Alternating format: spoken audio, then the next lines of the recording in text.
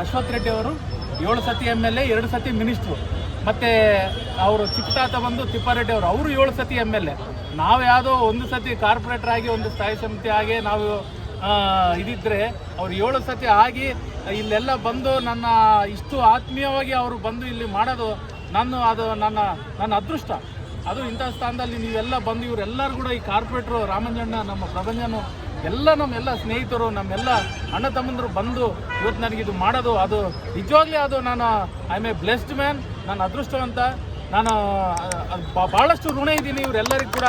ಇದು ಹಾಕಿರೋದು ಹೂನಾರ ಅಲ್ಲ, ನನ್ನ ಮೇಲೆ ಒಂದು ಜವಾಬ್ದಾರಿ ಅಂತ ಹೇಳ್ಕೊಂಡು ಮುಂದಿನ ದಿನಗಳಲ್ಲಿ ನಿಮ್ಗೆಲ್ಲರ ಪರವಾಗಿ ನಾನು ಸೇವೆ ಮಾಡೋಕ್ಕೆ ನಾನೆಲ್ಲ ತಯಾರಿದ್ದೀನಿ ಅಂತ ಹೇಳ್ತೇನೆ. ಬಳ್ಳಾರಿಯ ನಿರಂತರ ಸುದ್ದಿಗಾಗಿ ಬಳ್ಳಾರಿ ಬೆಳಗಾಯಿತು ಚಾನೆಲ್ನ ಸಬ್ಸ್ಕ್ರೈಬ್ ಮಾಡಿ ಹಾಗೂ ಬೆಲ್ ಐಕಾನ್ ಒತ್ತಿ.